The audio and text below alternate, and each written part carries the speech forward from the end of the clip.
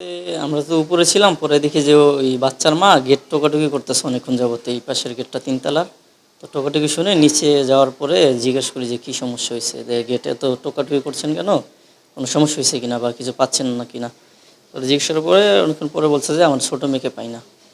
তো উনি রান্না করতেছিল, আর ওনার বড় মেয়ে নাকি ওনার চাচার বাসায় যাচ্ছিল। তো ওই মেয়েটা আবার পিছনে আসছিল।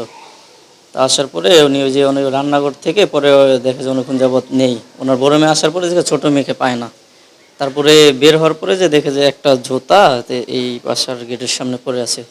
তো ওই জুতা অনুসরণ করে উনি টোক্কা দিছিল যে গেটের ভিতরে যে ওনার মেয়ে গেছে কিনা। তো টোক্কা দেওয়ার পরে অনেকক্ষণ যাবত টোক্কা দেয় কিন্তু গেট খুলে না। এতে আরও সন্দেহ বাড়ে। সন্দেহ বাড়ার পরে একে একে অনেক লোক জড়ো হয়, জড়ো হওয়ার পরে আপনার এক পর্যায়ে রামিসার বাবা এসে গেট ভাঙে।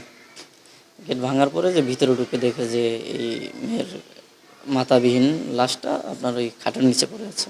তখন ভিতরে আর কেউ ছিল? ওই ওনার বউ ছিল। তার বউ কি মানে এই কাজের সঙ্গে যুক্ত ছিল? জি, একদম পুরো সহকারী, প্রধান সহকারী ছিল ওনার বউ। মানে ওই যে যারা এই কাজটা করছে তারা আসলে কেমন ছিল, মানে কি সমস্যা ছিল বা কি কারণে উনি মাদকাসক্ত ছিল, যেটা শুনলাম আর কি। স্বামী স্ত্রী দুইজন? দুইজন বলতে জানি না, আসলে তো এই স্ত্রী সহযোগিতা করেছে, যেহেতু সেও মাদকাসক্তি ছিল সম্ভবত, নাহলে এভাবে সহযোগিতা কীভাবে করে একটা বাচ্চা মেয়েকে এভাবে। তো ওনার চোখের সামনে যদি স্বামী এই কাজটা করে তাহলে স্ত্রী কীভাবে এটা সাহায্য করে। অবশ্যই সে মাদকাসক্তই ছিল। আর এই লোকটাকে কেমন চালচলন কেমন দেখছিল? চাচনের বিষয়টা ভালো ছিল না। যেমন যেমন আপনার যে চোখের নজর খারাপ ছিল আর কি, এটা অনেকে নাকি বলছে, কিন্তু তারপরে ওনার বাসা ছাড়ার কথা বলছিল, বলছিল যে ঈদের পর বাসা ছেড়ে দেবে, কিন্তু ঈদের আগে তো অঘটনটা একটু ঘটে গেল। আচ্ছা, আপনি তো আসা যাওয়ার পথে রামিসাকে দেখতেন, ওদের পরিবারকে দেখতেন, তো ওরা আসলে কেমন ছিল? রামিসাই বা কেমন ছিল? ওনাদের পরিবার খুব ভালো ছিল, আর রামিসা খুব ব্রিলিয়ান্ট একটা স্টুডেন্ট ছিল। আর এই যে পপুলার স্কুলে পড়ে, রোল নাম্বার 1।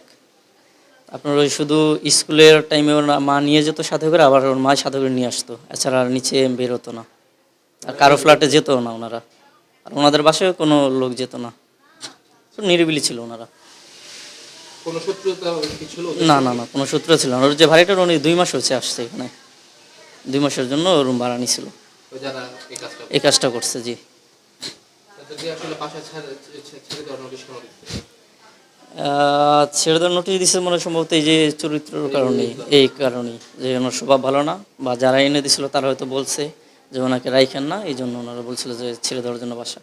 ওরা অনেক ভালো ছিল, মেয়েটা অনেক ভদ্র। মেয়েটা শুনেন যে দেখা হইলো এই তো কইতো আন্টি এরকম আছেন, ওই অনেক ভদ্র মেয়েটা। মেয়েটা হাসি দিয়া কথা বলতো, কোনো খারাপ আসিল না, মেয়েটা অনেক ভালো আসছিল। রামিসা আপনাদের বাসায় আসতো? আমাদের বাসায় আসতো, ছাদে উঠতো। তারপর আপনাদের সঙ্গে আবার এসে কি খেলাধুলা করতো না? খেলাধুলা আমার তো ছোটো বাচ্চা নেই আর কি, ওই স্কুলের টাইম হইলে স্কুলে যাইতো গা, ওই বিলাই বাচ্চা লিয়া খেলাধুলা করতো।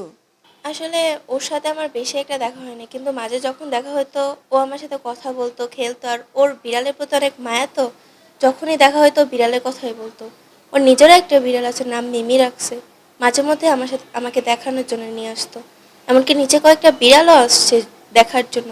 ও প্রত্যেক দিন ওগুলো খাবার দিতে যেত, এরকম না। কিন্তু আমি ওর বড় বোনের সাথে অনেক ছিলাম, ছোট বোনের সাথে ওর এত কিছু হয়নি। অনেক ভালো ছিল, মানে প্রত্যেকে এমন কিছু বলেনি, ওনার কখনো কারোর সাথে কখনো ঝগড়া করেনি, এমনকি কারোর সাথে কখনো খারাপ ব্যবহারও করেনি। সবার সাথে সবসময় ভালো ব্যবহার করতো। অনেকগুলো বছর যাবৎ এখানে আছে, কখনো খারাপ কিছুই করেনি। কয়দিন হয়ে গেছে, আপনারা করলে তো করতে পারেন।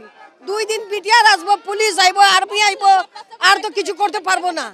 যদি কিছু করতে পারলে আজকে 13টা মেয়ের হয়তো না, এরকম 13টা মেয়েরাই হয়ে গেছে আজ পর্যন্ত। আজটা নিয়ে যদি ভালো মতন করতো সরকার, তো এরকম হইতো না।